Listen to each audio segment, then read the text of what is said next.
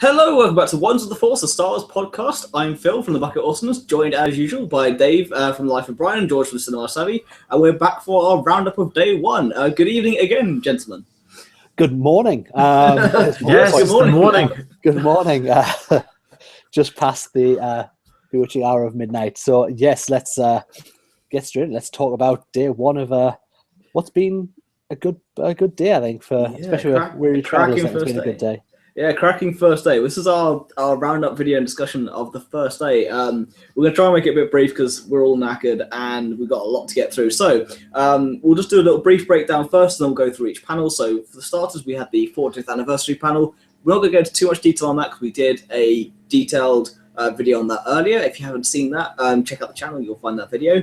And then after that, we had the animation panel, which had a lot of cool interesting little bits and pieces in it, a lot of stuff we haven't seen yet, a lot of information for what's coming up in Rebels, and then we've got then after that we had the Ian McDermott panel followed by the Ray Park panel, again doing their usual kind of stuff, Ray Park being his awesome martial arts self and Ian McDermott laughing and just being cool Emperor Palpatine. So generally we had the 40th anniversary panel, which was kind of it was the major deal of the day. It was basically the biggest way you could start off a convention. It was a massive bang. And then it was kind of an easy day because, as we were chatting off air before we came on, everyone's going to be quite weary, everyone's going to be quite tired from traveling and from queuing overnight, especially those who were in the hall for the 40th anniversary panel. They were queuing up for 14, 15 hours to get in. Well, we did exactly the same last year, and I can tell you, when you get in there, you are shattered by the time you've got your wristband. And then do the whole convention. And luckily for them, they had the panel at the start of the day where we were at the end. But still, by the time you've got there, you are very tired. So to have an easy kind of day after that to ease into celebration was a good thing. So we did a very detailed discussion on the 40th anniversary panel, but a quick little roundup. It was a very emotionally charged panel. We had, by the end of it, you had George Lucas coming on for the entirety, Kathleen Kennedy, you had Harrison Ford, Mark Hamill, Peter Mayhew, Billy D. Williams. I'm sure I'm probably missing a couple of Anthony Daniels, yeah. So I'm sure probably missing a couple of Hayden Christensen as well. And it was finished off by a very powerful tribute to Carrie Fisher and John Williams. That was a very cool panel. So we've done an in-depth video, but our general thoughts on that is we all loved it. It was the perfect start to a convention. I thought it was excellent. I thought to go in, start the day, like you've just said there, it's been a nice, easy day for people who have waited for those bands to get the big panel out of the way, beginning of the day. Then not too much else for people to miss for the rest of the day. If they want to then go off and get some rest after queuing all that time, it's not too much to miss. They're not missing anything big. But yeah, I think it was a perfect start to the convention. I absolutely adored the 40th anniversary panel. Very emotional. Left me in a really good place and more in love with Star Wars than ever. The Williams finish was perfection.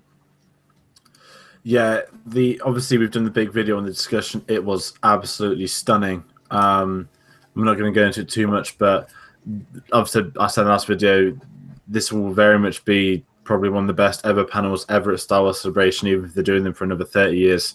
Probably nothing will come close to this. It was honestly one of the best things you can ever experience. So nice to see so many people reunited together. But judging off day one so far, obviously we're not there. I'm not envious of them queuing because we got to queue in a giant room where they're queuing on the streets. Judging off the stuff I've seen online, so I will say that although ours wasn't comfy, at least we couldn't get pooed on by birds or they've got Florida warm. I'm not too concerned for them. That's true. Okay, this is true. We were in London and we didn't want to be out in the cold London. And then, so after the 40th anniversary panel, which we all loved, we all thought was very well done, you had the animation panel. The animation panel, for me, was the second biggest panel of the day. We'll get on to Ray Park and Ian McDermott later. That's kind of not so much a same old, but it was near enough that. The animation panel, though, was very interesting because you had Dave Filoni come on and just basically, with Pablo Hidalgo, and just chat. Not only Rebels, but Clone Wars as well, and kind of the history behind. Because the animation panel is the origins and fates of. It's not just the present, but it's the past as well, and looking at how they got to where they got to. in the main panel, in the Force of the Rest panel, Filoni was talking about with George the technology they developed to create this digital storyboarding, and in the animation panel they went into more depth on that and how they were able to use it, how they were able to create filmic lighting for each scene. Again, it was how go into more detail with how Dave Filoni hand draws his storyboards now, but he does concept art in 360-degree view. So when his animation team goes into it and when if they put the characters in, they can see all the points of view. So it's how they can actually speed up the process by knowing where the camera's going to be at all times. And they did look more things looking to Twin Suns, how they cut out a Hera and Kanan arc, which is kind of interesting. Again, looking into more of the family aspect, but they wanted to narrow it down and keep it. They also took out a Savage Opress and Duchess Satine cameo because they didn't want to add in, because the way Dave Filoni looks at it is through the eyes of someone who hasn't seen Clone Wars. So he puts in little Easter eggs and nods for people who have, like this Duchess Satine artwork in Maul's Cave on Dathomir. But on Tatooine, he took out the Savage Opress and Duchess Satine moment because you'd have to explain who they were for people who haven't seen it. So I understand why he did that, but that was kind of cool to see what could have been. They tried to keep out too much Clone Wars stuff. They did go back into it with the clone progression of how they went from the animation style of Clone Wars into Rebels, the progression of Rex into Strike Team, which we're going to see soon. That's a discussion that we would have before we came on air, and a discussion we'll probably actually have another day on a Cantina talk in a future episode of our regular podcast. In fact, even they've joking about how they all look alike anyway, which was quite funny. They did an homage to the 9 Old Men of Disney. That was their original intention. Then a nice little drop before the Star Wars Rebels Series 4 panel, which is tomorrow, which we will be covering, which is about that Wolf and Gregor will be very probable returns for next series, which I'm really excited to see. And then again, it's just more things like that with saying the early developments for Ahsoka. Her name was actually Ashla. That was her original name. And then when it came down to novels as well, Filoni was giving notes to E.K. Johnson. Again, Ahsoka is going to be teased for tomorrow's panel along with Saw Gerrera.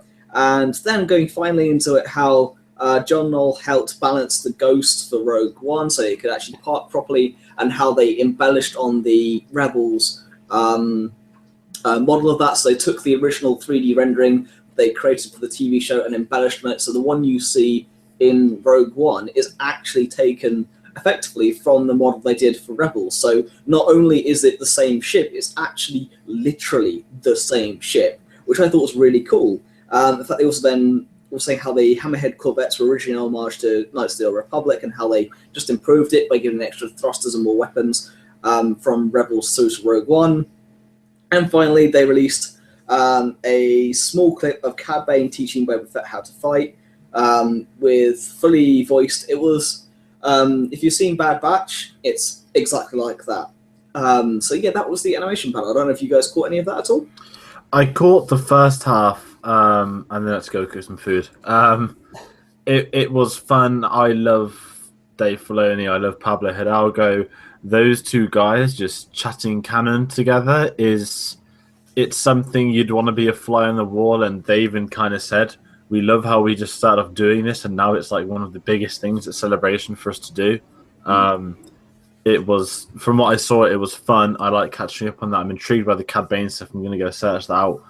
But it was a very... Nothing can follow that 40th anniversary panel, but with this, there was something unique about it. It was like, okay, so yes, we had Filoni in this, but we didn't really have a proper talk like this, so it's going to feel different. Whereas obviously, say Ian McDermott's followed the 40th, it's too similar that he just spoke about his time in the film and speak again. Yeah. It was the nice breakup point between the big panels, you could say, and it was good fun. There was interruptions from, I think, the Mandalorian mercs, but they were dressed up as clone troopers, part of the 501st. That was 501st, yeah. Sorry, the Mandalorian mercs for the Kathleen Kennedy interview earlier on. I was getting them mixed up. Very awkward moment, but still quite cool. Yeah, she looked very uncomfortable to be receiving something from them. I think she just wasn't expecting it to be during the performance. So yeah. But it was from what I saw, it was a very fun panel. The second one, I would again that's the kind of place you want to be in that room. I can imagine that when the stream finishes, those guys probably stay and chat for 10 minutes more.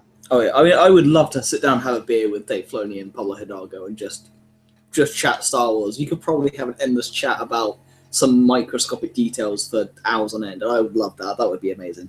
But following, sorry, yeah, go on, Dave. Yeah, sorry, I was going to say I could listen to Dave Filoni talk all day about Star Wars. I actually really enjoyed this panel. Very much like his Ahsoka one at last year's celebration.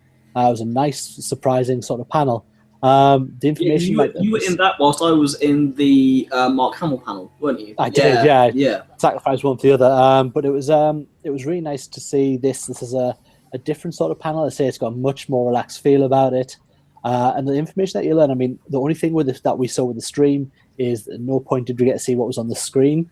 I do think that once this is finished as a celebration, we will get the full videos on StarWars.com, and we'll pretty much see everything that's been on those screens for ourselves as well. They have now fixed that for the other panels, so I'm sure for the rest of the weekend we'll get that all sorted. Cool. Pablo's been tweeting some of it as well, so we've got the design of the Ghost and how it is on the 2D, well not 2D, sorry, the Rebels render versus the Rogue One render.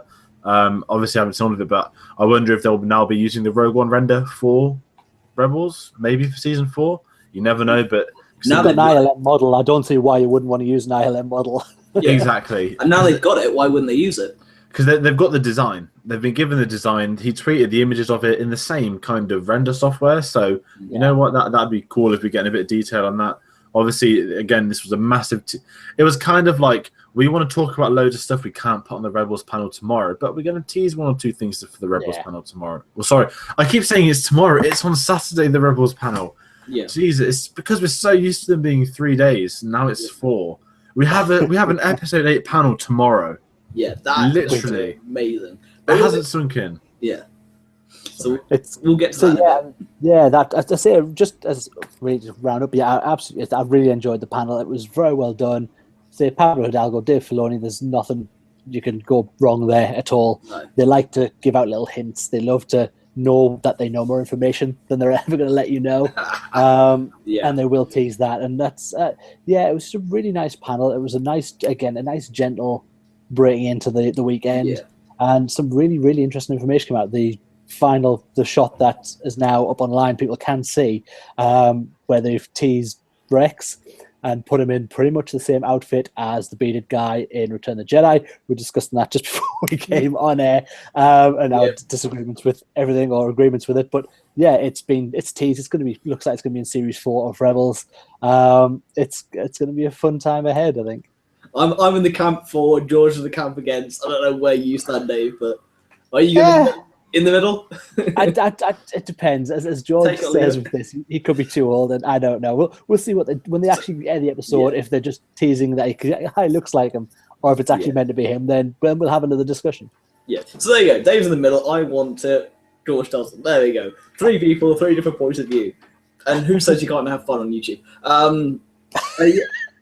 Again, this is our hysteria setting. We're in last year. By the time we got to this point, Dave went off for a shower and crashed out. I went out for a shower and crashed out for a couple hours and had to go straight back. The next night we met George, and I was going to say, I spent day 2. For those that have listened, we spoke with this guy called Sid, who, in all honesty, is the glue of us guys meeting, who we didn't get on any social media after celebration.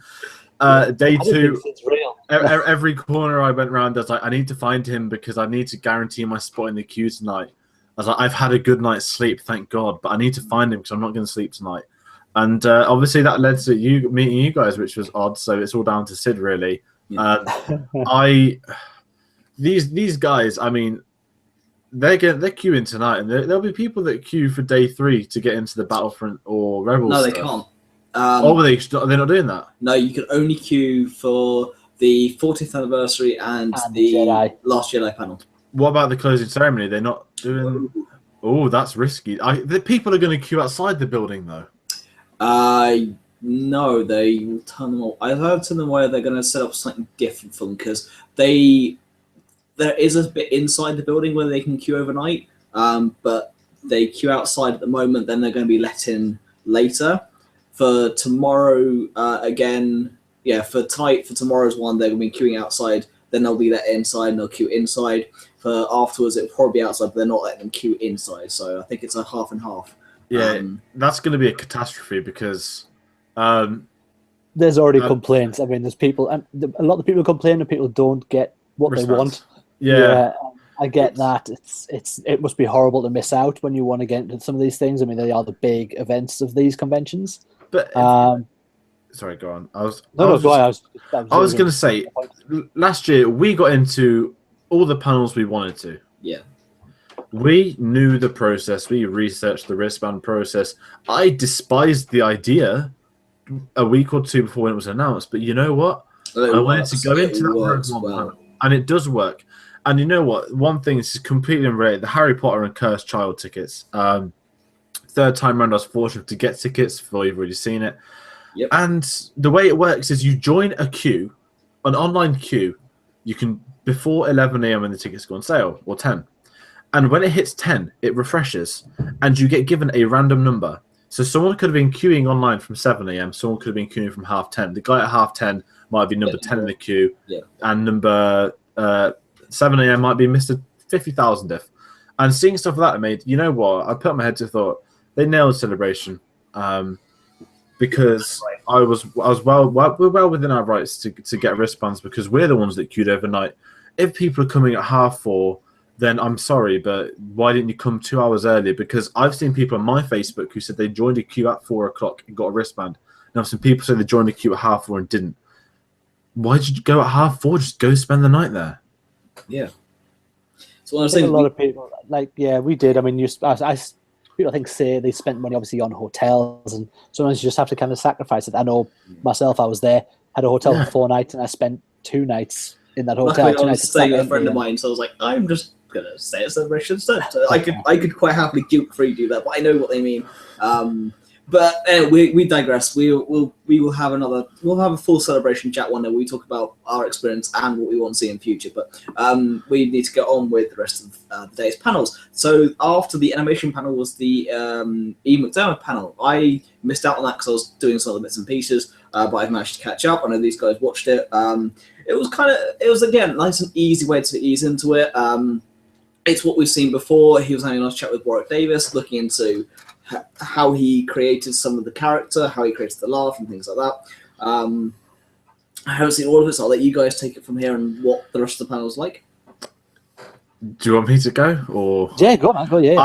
I'm quite fresh to this. I literally finished watching this an hour ago. So obviously it's a celebration stage panel. You've got Ian McDermott on with Warwick Davis. He's chatting about, the members in the films working with it. Ian McDermott, very similar to the 40th anniversary panel where, he's talking a lot about that opera scene. He really does like it. He wasn't just saying it. And I'm going to go off on a wave here, but he was talking about Lucas's writing. He said, Harrison said the famous line earlier. And he goes, sometimes it's true. But then he said, the opera scene is genuinely one of the best written scenes I've seen in a long time. And he was talking about him and Hayden Christensen working together on the films. But Ian McDermott, he's someone that he looked like he's having the time of his life. Although he's a theatre actor, he's very respectful of the Star Wars franchise and what it's done for him, and he's grateful for that. But he seems like someone that he was having a good time. I mean, they were talking to him, and he was saying, jokes of Liam Neeson that he wasn't told he was Darth Sidious as well, this, that, the other. But the best thing was when he said, I was told in episode 3 I'd finally get a lightsaber and Force lightning. And then he said, obviously, he had a stunt double, but he said with the scenes he did, he had great fun. But some of the best moments of this panel were the Q&A of fans at the end. Because obviously, the way that all these celebration panels go, which I love, you get normal questions, the kind of the canon questions of the guys that have read the expanded universe. You've got the kids that ask the odd question. And, it's so varied. That's what I love about the celebration sort of Q&A stuff. And some guy goes, can you finish my sentence? And he did the iconic Mace Windu, the Senate will decide your fate. And he goes, can you please finish the sentence? And he goes in full Palpatine voice, next question. I can't do it, but question. If he said I am the Senate, it would have broke the internet, let's be honest. I am the Senate. But the guy was literally out for a meme. He was there. Yeah. He was having a good time. it was a fun panel because obviously he wasn't at Celebration last year. I wish he was. I would love to meet the Emperor. I would have loved him to have been there. And I think whereas they did a Ray Park panel again, in all honesty, nothing's changed with Ray Park over the last year. No, I will get onto that in a minute. And as well. I love Ray Park still. He's a brilliant martial artist. But the McDermott one, it's okay. We haven't seen this in a long time. I remember at Anaheim he did the Shakespeare Star Wars stuff. But it was nice hearing him talking about the prequels, and he spoke about the prequels a lot more than the original. He did speak about the original, but I like that. Again, it's not the obnoxious person that doesn't want to be associated with them. He liked them. He spoke a lot about George and how they worked together, and the whole George is a genius stuff. It was a very fun panel, and it kind of opened up to a layer because you don't see him do interviews much, and it gave this really cool insight into a leading character who we don't know too much about outside of the big screen. I completely agree. I mean, everything you just said there rounds up the panel exactly. Again, he looked, as I've seen with like Lucas and a few of the actors already we've seen, so relaxed in the atmosphere they're in, that they're amongst friends. He was in that big ass chair, chilled out, getting asked questions that obviously they've probably been through well before they got to that stage. He's speaking to someone who knows exactly the filming that they've done. The audience are there for them. It was a really nice panel. It was very chilled out. I really enjoyed it. It was nice to hear him speak. And like George says, going so much that his love for the prequel films is great. And I think that's maybe because he got a bit more to do. He got the side of the Emperor, but he also got to be the senator. He is the senator, as we all know. But it was just nice to have that, and that we got to see the opera scene. They played the whole thing, the whole Darth Plagueis speech again, and it does. When you see it, it was like I wouldn't mind go back and watching that. It kind of makes maybe want to pick out the prequel films, which is an excellent thing for it to do. It's I don't know if I've got more to say on Ian McDermott, but he's a guy he's having good fun. It's nice to see him do his interviews. Obviously, he's someone that if he was signing, I could imagine he's a Mark Hamill that he's probably lovely to everyone that signs for him. And Phil, we have lost Phil's microphone. Phil, that's even worse the first time. Yeah, Phil changed the mic because we've got that bad noise. But while Phil's there, we will go on to the next panel that we had, which was the Ray Park panel. Now, with the Ray Park panel, the only issue I've got is he was at last year's Celebration doing the same panel with Warwick Davis. Now, what more really is there to ask Ray Park than what's already been said? He tells a great story. He's up out of his chair. He likes to make noises and showing his skills off, and that's all great. But it comes to a point he was in the film for, are we saying maybe 20 minutes, 25 minutes total? And I think that's it's a tough. And I'm back. Hello, Phil. Hello. Thanks for the entertainment. We're just talking about the Ray Park panel. Yes. Yes. No, I could hear. I just didn't want to speak because unfortunately my mic switches from my wonderful Rode mic sound to this horrible wishy-washy sound. And I do hate the fact that when the battery dies, it farts. So it makes a horrible noise. And I'm sure one day when we become successful, that will be a meme, and I will be forever known for a farty microphone. So definitely. I'm not looking forward to that. So it is just that point that it's hard to think that it's great that they invite him back, and of course he wants to do it and talk Star Wars. It's just gets to a point where it's very much the same thing. Yeah.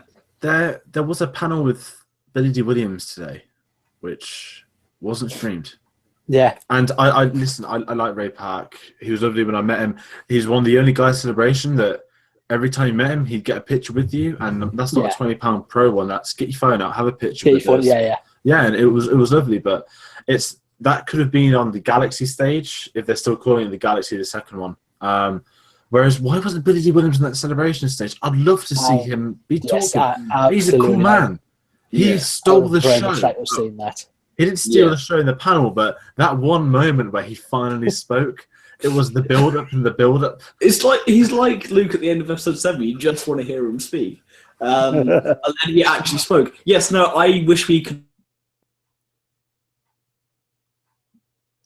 And on I think YouTube. we've lost Phil again. watch it. Phil's thought will be forever. Sorry, Phil, you literally disappeared us again.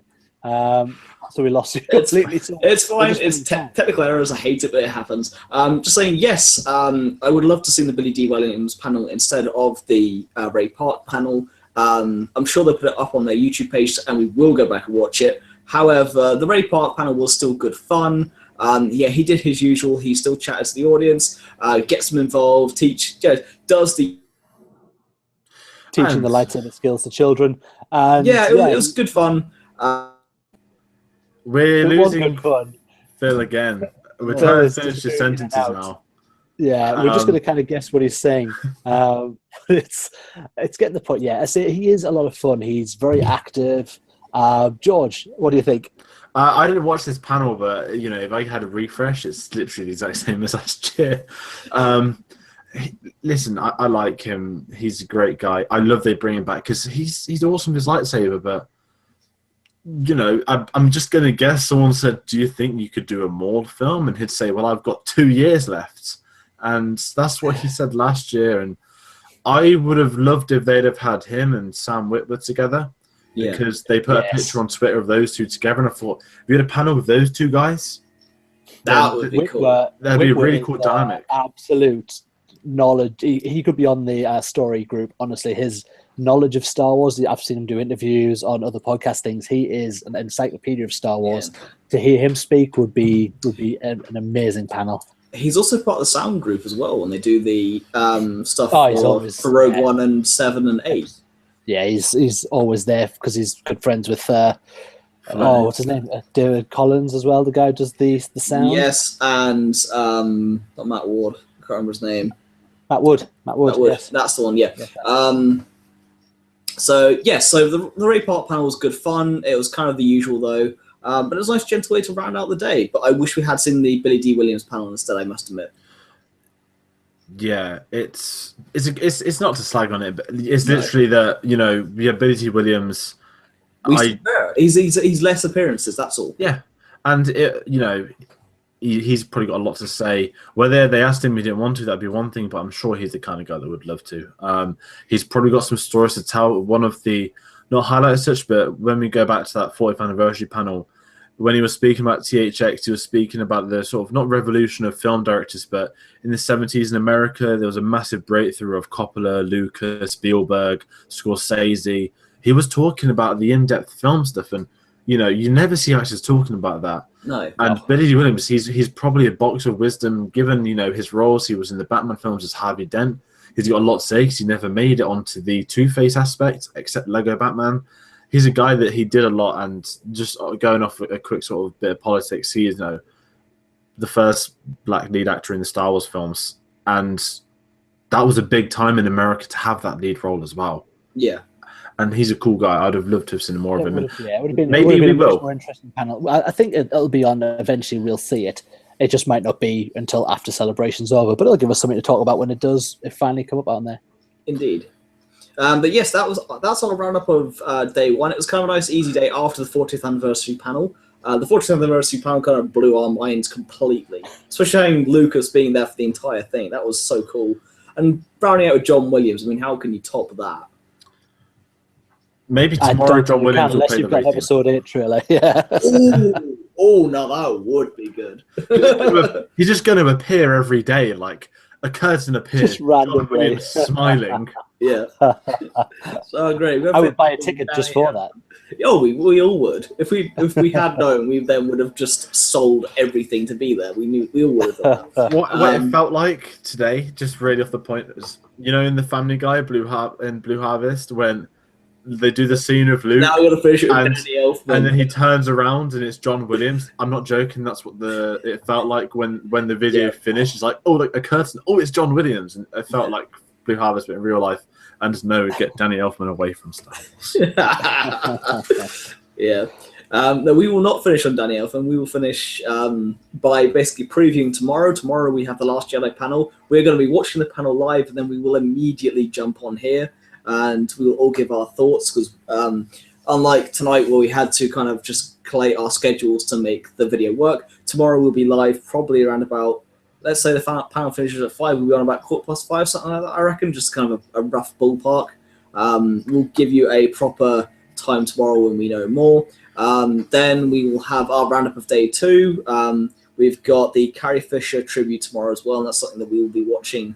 And I probably will be crying my eyes out of that. I will not lie. It's something that's very, very powerful. But yes, we'll do our roundup of day 2 after we have the Last Jedi panel, and that's something we're looking forward to.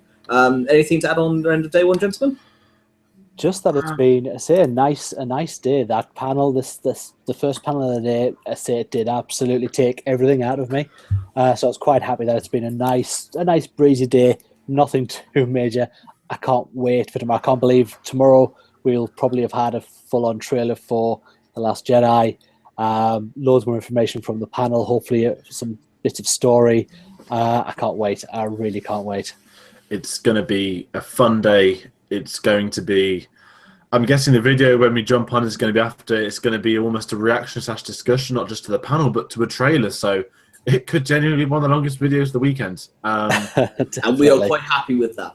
Yes, I cannot wait to analyze it frame by frame. I'm joking. Someone will do that for me. A pop-up on Google, like 300 images from the Last Jedi trailer. So they will do that in live for Brien, or I'll do it in the Bucket Awesomeness. But yes, that's our roundup of day 1. Join us tomorrow for day 2, Last Jedi panel, and then our day 2 roundup. Then it will be Rebels panel and day 3 roundup, and then it'll be our day 4 roundup. I'm not sure if we'll do a major panel day 4. If the we've got the Battlefront. Oh, we on Saturday as well. Yes. Oh Christ, we got a lot to come up, and we will talk to you about all of it. So it's good night from us. Oh, my voice is going here. It's been a long day, but we've been one to the Force. May the Force of us be with you. Good night.